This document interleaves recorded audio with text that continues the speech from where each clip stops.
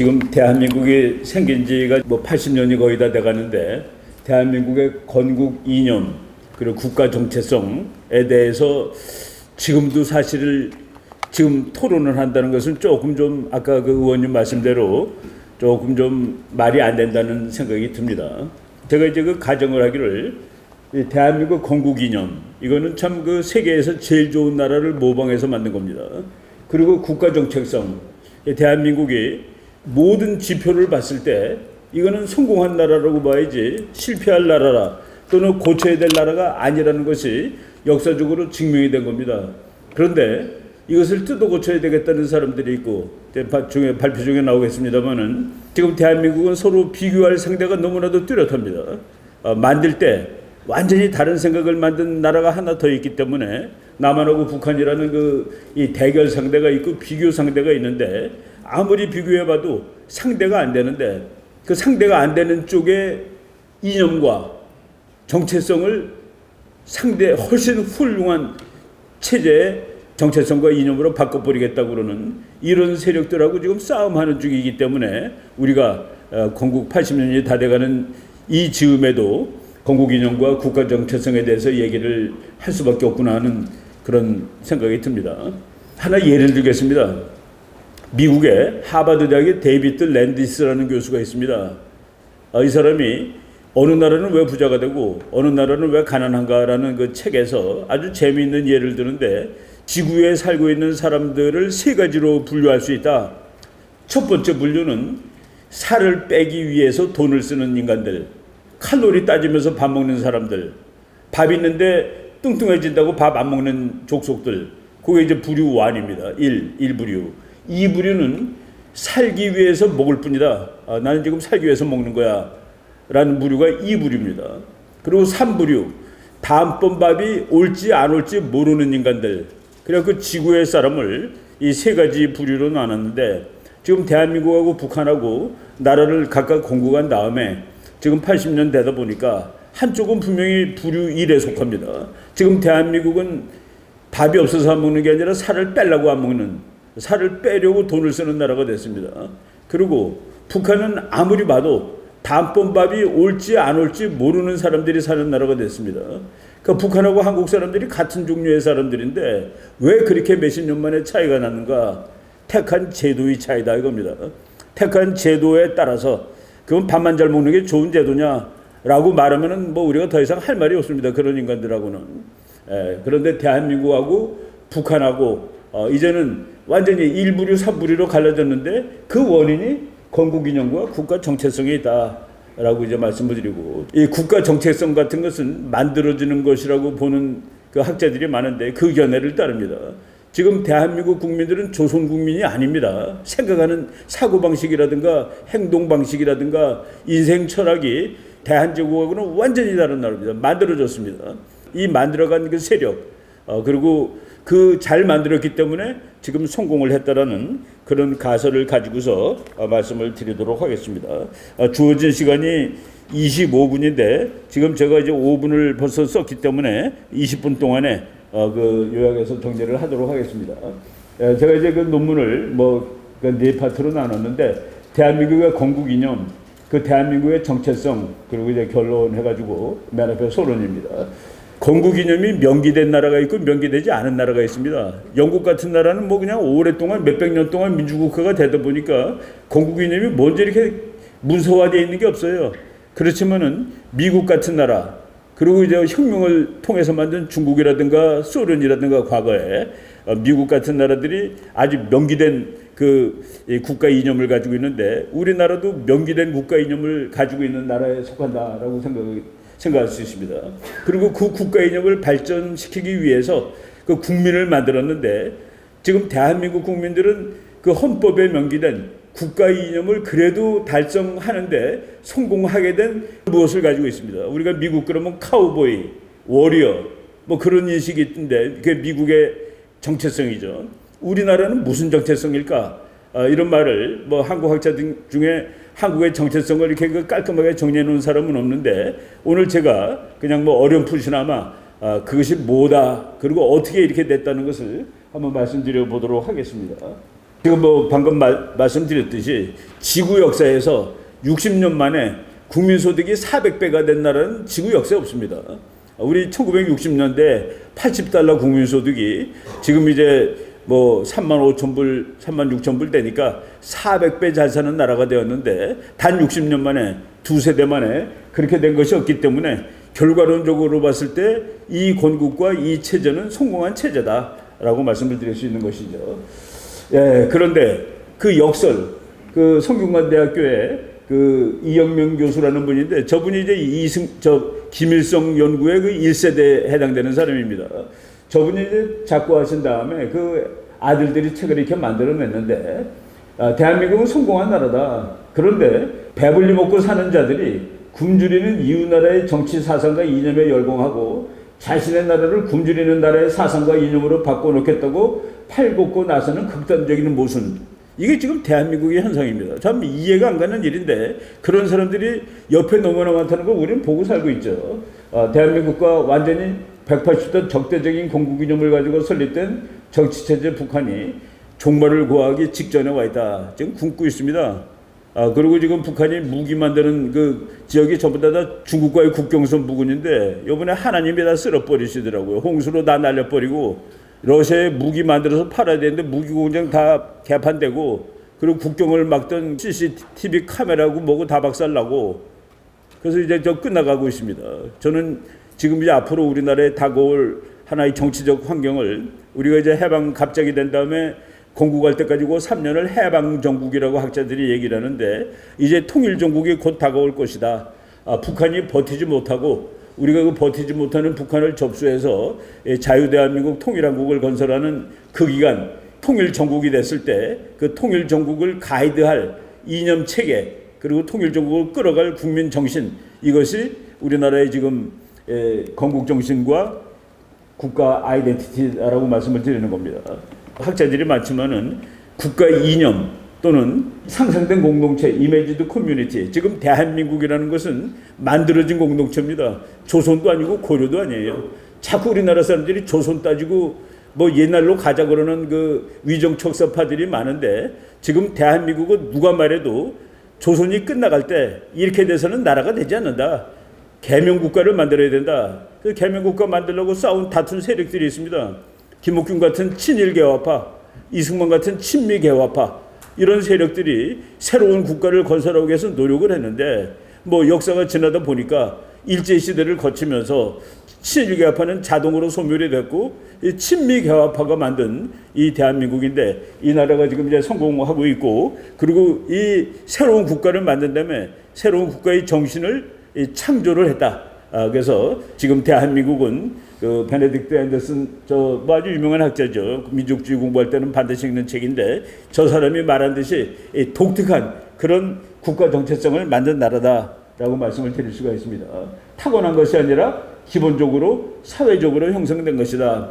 우리나라의 그 국가 정체성을 형성한 우리 국민들이 다 열심히 공부하고 따라가고 그랬지만은 이것을 이끌어간 사람 두 사람을 대라 그러면은 이승만과 박정희 그러니까 당연히 그 두 사람에 들어가는 그러니까 타고난 것이 아니라 기본적으로 형성된 그 형성이라는 그 무엇을 끌고 간 사람이 이승만 박정희라고 얘기를 하고 있습니다. 우리나라는 건국 정신을 세계에서 제일 괜찮은 나라인 미국 이건 농담 한마디 하면은 어떤 분이 그러시더라고요. 좌파였다가 우파로 돌아온 사람이 정말로 우파로 돌아왔는지 확인하는 방법 그 사람이 미국에 대해서 어떤 생각을 가지고 있는지 물어보면 된다고. 그 제가 아주 유명한 서울대학교에 아주 유명한 그 좌파였던 사람 중에서 우파로 온 사람한테 그 당신 미국을 어떻게 생각하시오? 그랬더니 그래도 인간이 만든 나라 중에서는 그게 최고죠 라고 대답을 하는 걸 보고 완전히 넘어왔다라고 생각을 한 적이 있었습니다. 미국이라는 나라가 위대해진 그 세 가지 C라는 그 책이 뭐 나온 지 얼마 안 됩니다. 2020년에 나왔는데 마이크 허컵이라는 사람은 아칸소주 주지사 출신이고 목사님이고 2016년에 트럼프 대통령 그 나왔을 때 같이 공화당 경선을 했던 사람입니다.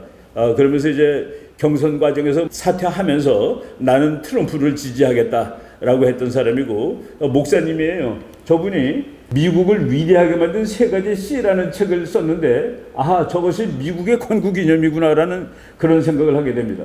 이 세 가지 C가 명기되어 있어요. 미국 헌법에. 첫 번째 C가 크리스티애니티, 기독교입니다. 두 번째 C가 캐피탈리즘, 자본주의입니다. 세 번째 C가 민주주의, 그래서 헌법, 컨스티튜션. 그래서 이 세 가지 C가 미국의 건국 이념입니다.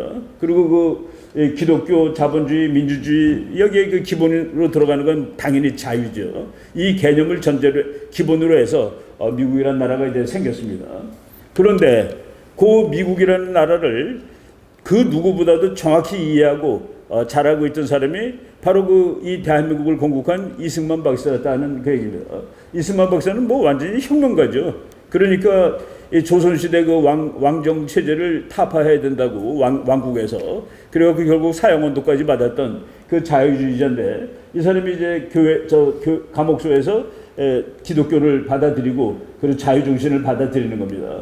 그래서 우리나라 이걸 보면은 기독교 정신이 그 미국의 정신인데 이승만 박사가 그 기독교 정신 중에서도 그 자유 정신, 자유롭게 하려고 자유를 주셨으니 굳게 서서 다시는 종의 멍에를 매지 마라. 이게 독립하고도 연계되는 그리고 건국하고 연계되는 자유, 이 자유라는 개념을 그 이승만 박사가 성경에서 제일 중요한 언급 중에 하나가 진리를 알지니 진리가 너희를 자유케 하리라. 이것이 정치 상황하고 엮여져서 그 자유에 대해서 정확한 이해를 하고 있고 자유의 소중함은 누구보다도 잘 알고 그리고 미국의 기본을 누구보다도 잘 이해하는 아하 이런 나라는 잘 사는 나라가 되고 강대국이 되겠다는 것을 너무나도 정확히 이해하고 있는 그분이 해방정국에서 이제 여러 번 갈등도 있고 싸움도 있고 그랬지만은 결국 그분이 이 정치적으로 승리해가지고 세운 나라가 대한민국이다라고 말씀을 드릴 수가 있는 겁니다. 제가 그 미국에 당당했던 대한민국의 대통령들이라는 책을 한 10년 전에 쓰고 한 몇 년 전에 또 개정판을 냈었는데 저거는 출판사에서 제목을 정해준 겁니다. 이 제목으로 한번 써주시라고 그래가지고 그냥 반년 만에 우당탕 쓴 책인데 정말 대한민국이라는 대한민국 중에서 미국한테 제일 맞짱 뜬 사람이 제일 미국을 좋아하는 박정희, 이승만 두 사람이었다는 사실을 우리가 알 수가 있었습니다. 대한민국은 바로 미국의 건국 정신을 복사판적으로 베껴서 했다 하고 그리고 대한민국의 아이덴티티를 만들어간 사람이 박정희 대통령하고 물론 그 이승만도 마찬가지죠. 건국 직후에. 그래서 이제 건국과 부국 그래서 우리나라가 세계에서 10등 안에 들어가는 강국이 됐는데 이것을 그냥 공식으로 한번 정치학자들은 공식 안 만들지만은 저는 지금 오늘날의 대한민국이 어디 가도 꿀리지 않는 나라가 된 기본은 미국의 좋은 곳을 다 아는 이승만 박사가 설계한 대한민국 곱하기 일본의 장점 그리고 동양의 괜찮음 그것을 잘 이해하는 박정희 그래서 이승만 곱하기 박정희 그 이승만의 미국적 민주 자유 기독교 정신 곱하기 박정희의 민족주의 일본적 부사 정신이라고 말하면 좀 어폐가 있을지 모르겠습니다만은 뭔가를 아주 빠른 속도로 밀고 나갈 수 있는 애국 정신 또 무슨 하자 이런 것들 있죠. 새마을 이렇게. 그래서 이것이 곱해져 가지고 대한민국이라는 나라가 오늘 생겼다라고 저는 보는 편입니다. 미국의 괜찮은 점 곱하기 동양의 괜찮은 점이 제대로 곱해져 가지고 지금 오늘날 세계적으로 무지막지하게 빠른 성장을 한 대한민국이 생겼다라고 보는데 대한민국의 그 민족주의라고 그러니까 그것도 또 사회과학 개념들이 전부 다 애매모호하기 때문에 민족이라는 게 뭔가 그러는데 한국 사람들이 대단히 민족주의적입니다. 그리고 피 강조하고 단일성 강조하고 그리고 옛날과 달리 조선시대 때는 외국 사람들이 조선 사람을 보고 세계에서 제일 게으른 민족이라고 그랬습니다. 전부 다 담뱃대 길게 문급하고 앉아가지고 막걸리나 마시고 일은 안 하고 비숍이라는 영국 여자가 조선시대에 너무 게으르다는 것을 보고서 그리고 만주를 가서 보니까 만주 가서 사는 조선인들은 너무나도 부지런하고 일도 잘하고 열심히 하고 그렇다는 사실에 놀래가지고 왜 같은 조선인인데 만주 나가서는 그렇게 열심히 잘하고 여기서는 이렇게 못하느냐. 나라가 아무리 돈 열심히 잘 벌고 뭐하냐 다 뺏어가 버리는데 다 거짓 만드는데 여기서 일을 잘할 이유가 없다. 그래서 그 제도가 개판이기 때문에 인간도 그렇게 망가졌다. 바로 이승만 박사가 좋은 제도를 만들고 그 제도를 잘 끌어나갈 인간성을 뭐 이승만과 박정희가 형성시켰다라는 그런 의미에서, 그래서 대한민국이 이승만 곱하기 박정희를 통해서 정치와 경제가 폭발적으로 성장하였다. 정치의 성장은 민주화를 의미하는 겁니다. 그리고 경제의 성장은 뭐 부유하게 되는 것이 경제의 성장이죠.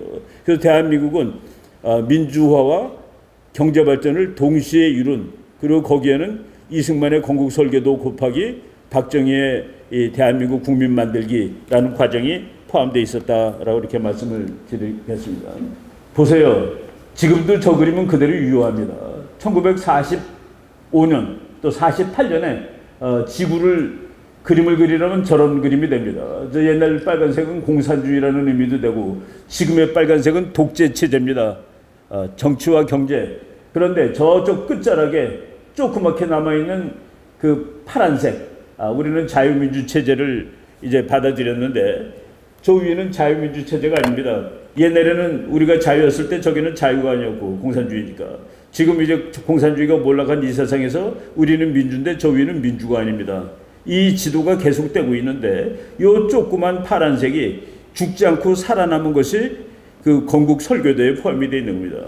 이승만 박사가 미국의 3C, 그러니까 캐피탈리즘, 크리스티애니티, 콘스티튜션, 그러니까 기독교, 자본주의, 그 민주주의를 받아들였는데, 이승만 박사의 그 국제정책적 시각에서 요 조그만 3C가 버티는 방법은 우리 힘으로는 일단은 안 된다.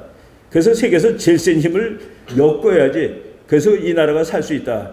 그래서 저 조그만 파란색을 살리기 위해서 이승만 박사가 정말 각고 필생의 노력을 해서 만들어 놓은 것이 한미동맹이라는 안전장치입니다. 그래서 그 한미동맹은, 우리나라는 미국을 위대하게 한 세 가지 C가 있는데, 우리나라는 네 가지입니다. 세 가지 C에다가 한미동맹이라는 국제적인 안전장치가 이제 포함돼서, 그래서 한미동맹 때문에 저 조그만 파란색이 지금 70년 동안 빨간색으로 변하지 않고 버텼고, 앞으로 북한을 곧 파란색으로 만들고, 만주를 파란색으로 만들고, 몽고까지 파란색으로 만들어서 아시아의 그 대제국을 건설할 날이 곧 다가온다라는 그 희망을 갖는 것이죠. 제 얘기가 아니라 조지 프리드맨 박사가 그 미래를 예측하면서 한 말입니다. 2040년에 그 프리드맨 박사 예측이 2040년에 만주가 어떻게 됐을지 궁금하다. 근데 그 사람 생각은 만주가 통일된 대한민국의 지배하에 들어가 있을 거다라고 이렇게 얘기를 한 적이 있었죠. 박정희 대통령도 그 3C를 그대로 받아들였습니다. 반공을 국시로 삼고 반공태세를 재정비 강화한다. 이게 자본주의로 강조하는 것이죠. 미국을 위시한 자유방과 유대를 공고해야 할 것이다. 한미동맹을 그대로 받아들인 겁니다.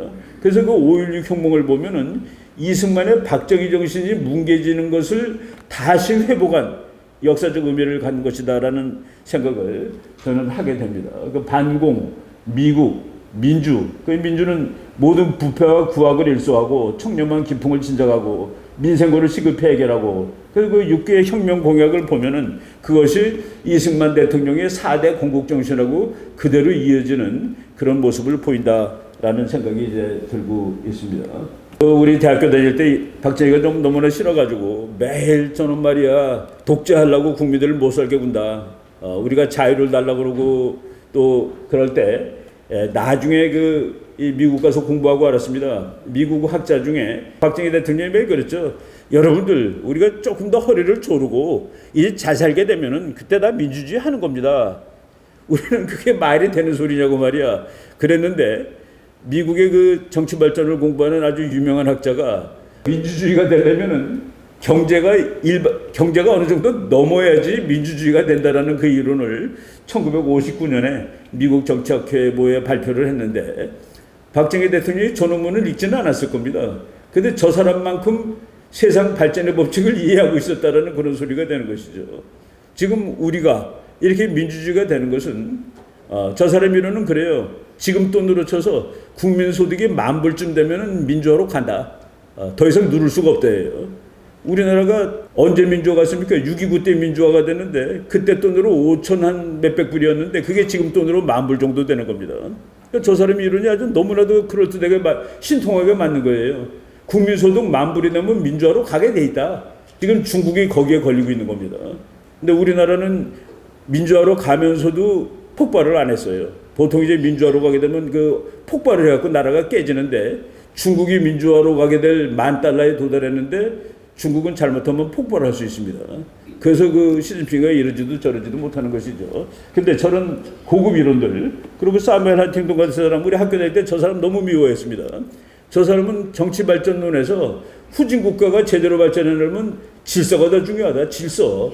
Political order in changing societies. 후진 국가에서의 정치 질서. 그래서 우리는 저놈이 박정희를 두둔하는 놈이라고 막 욕하고 그랬습니다. 그런데 질서가 잡혀서 발전을 한 다음에 경제가 나아지면 민주화가 오는 것이라는 그 당연한 논리를 우리가 이제 모르고 있었다라고 말씀을 드릴 수가 있는 것이죠. 이제 통일정국이 간만에 다가온다고 생각을 하고 있습니다. 북한이 일단 그 체제 내구력이 다 끝났습니다. 저 그냥 놔두면 죽어요. 그리고 그동안에 대한민국 정부가 살려줬고 중국이 살려줬고 뒷배들이 있었는데 지금 그 뒷배들도 다 지금 헤매고 있다는 그 얘기입니다.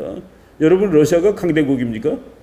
우크라이나랑 싸우는데 북한의 폭탄을 얻어다 쓰는 나라입니다. 러시아 죽어가고 있고 중국이 제대로 된 계약을 더 이상 하지 않으면 중국도 이제 망합니다. 자기 코가 석자다. 그리고 북한은 안 되고. 그래서 저는 북한의 지금 상황을 1990년대 초반과 비슷하다. 그때 러시아가 망했고 중국이 일어서기 전이고, 그러니까 북한의 뒷배가 없을 때 그때 남한이 북한의 뒷배가 되줬죠. 1990년대부터 한 20년 동안. 근데 지금 오래간만에 북한의 뒷배를 안 하겠다라는 대통령이 나온 이 순간인데 지금 중국 힘들고 러시아 힘들고, 그래서 저는 통일을 할 수 있는 그 국제적인 상황이 구조가 형성되고 있는 중 아닌가. 그래서 그것을 그냥 뭐 말하자면 통일정국이 다가오고 있는데, 이 통일정국에 우리가 어떻게 대처하고, 그래서 저는 지금 이승만 박정희가 만든 나라를 북한에 대해 이식하는 것이 통일이다라고 보고 있습니다. 이승만 박정희가 만든 그 나라와 정체성을, 제가 그 언제 일본 기자를 만났더니 일본 기자가 부러워하더라고, 한국을. 그래서 왜 너는 한국을 부러워하냐 그랬더니 일본이 2차 대전 이후에 전쟁을 못하는 나라가 된다면 나라가 국민의 아이덴티티가 변했다는 거예요. 근데 너네들은 전쟁하는 나라 아니냐 이거야. 6.25를 통해서 대한민국이라는 나라가 생기는 겁니다. 대한민국의 현대 대한민국이 6.25를 통해서 당근질이 돼가지고 그 국민들이 열사열사 해가지고 지금 여기까지 온 건데, 그거를 지금 북한을 담겠다고 그러는 그 인간들이 이게 아직까지 말아먹고 있기 때문에 크지를 못하고 있는데, 통일정국이 다가왔을 때 이제 우리가 보다 대한민국을 이때까지 만든 그런 괜찮은 이념과 국민 정체성을 밀고 나가면은 좋은 미래가 오리라고 봅니다. 뭐 중국 끝장난 경제 요새 많이 나오고 있죠. 지금 이 정부가 나는 뭐 국내 정치를 떠나서 국제 정치는 참 괜찮게 한다라고 보고 있습니다. 우리나라 대통령 중에 유엔 가서 우리만이 합법 정부라는 말을 지금 몇십 년 만에 처음 들었습니까? 당연히 우리만이 합법 정부인데 그 얘기를 몇십 년 만에 대통령이 했죠. 그러니까 우리만이 합법 정부니까 북한은 정당하지 못한 정권이라는 뜻이 되는 거고, 그리고 금년 3월 달에 모든 국민이 주인이 되는 자유로운 통일 한반도를 만들겠다, 통일로 가겠다라고 연설을 했습니다.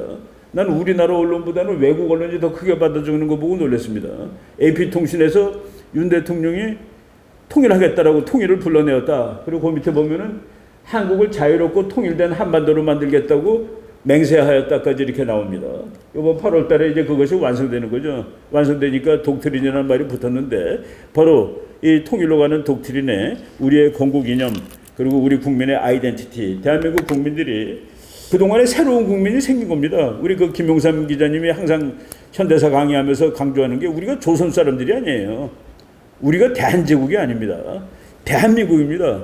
대한민국인데 이거를 자꾸 대한제국 따지고 광화문에 도대체 있는 사람들이 조선 사람들 동상만 서 있고 말이죠. 대한민국 사람 하나도 없고, 이런 것들을 뭐 제가 그냥 이론적으로 말씀을 드렸는데, 하여간 그 우리가 가지고 있던 국가 이념, 국가 건국 이념, 그리고 내셔널 아이덴티티, 이것은 다 보존해가지고 통일로 가는 그 다이내믹한 그 파워의 원동력이 기초로 작동을 해야 된다라고 말씀을 드리도록 하겠습니다. 여기까지 하겠습니다. 네, 감사합니다.